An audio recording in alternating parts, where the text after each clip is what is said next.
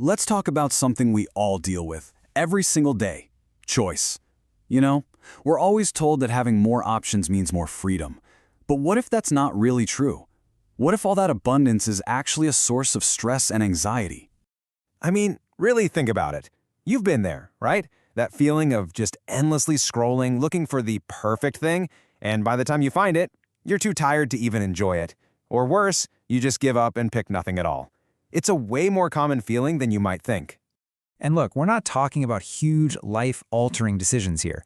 This happens with the little stuff, all the time. Trying to pick a movie from a sea of thousands of titles, staring at a menu in a restaurant that feels more like a novel, or just scrolling through page after page of products online. These moments, they just quietly sap our energy. But here's the thing. If this feels familiar, it's not some personal flaw. It's not that you're just bad at making decisions. This feeling is actually a well-documented psychological phenomenon. This brings us to the core idea, the paradox of choice. It completely flips our usual thinking on its head. We assume more choice is always a good thing, but this paradox shows that too much of a good thing can literally paralyze us. That feeling of abundance, well, it starts to feel a lot like pressure. So what does this overwhelm actually look like when it shows up in our lives? Let's put a name to that feeling and break down some of the effects you might recognize. Okay, first up, we have analysis paralysis. This is the absolute classic. You open up a streaming app, you see hundreds of shows, and after 20 minutes of just scrolling and scrolling, you just turn it off. You watch nothing. You've overthought it so much that you've backed yourself into a corner of doing nothing at all. And this paralysis, it kind of seeps into everything. It isn't just about what car to buy. It's about what to eat for lunch, which new app to download, or what to do on a Saturday. All these tiny decisions start to pile up, and suddenly, even the simple choices just feel exhausting. And that leads right into this next concept: decision fatigue. Think about your brain's ability to make good choices like a phone battery. Every single decision you make, no matter how big or small, it drains a little bit of that power.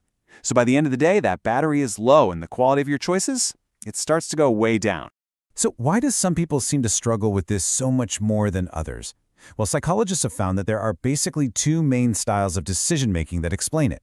You're either a maximizer or a satisficer. Let's break down what that really means.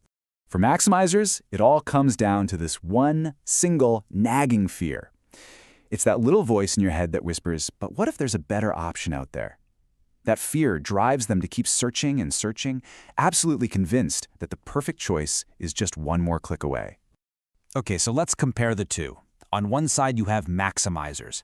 They are on a mission to find the absolute best. The problem is, they're often filled with regret, always wondering if they could have found something even better. On the other side, you have satisficers. They figure out what they need, they find something that meets those needs, and then they stop looking. They just move on.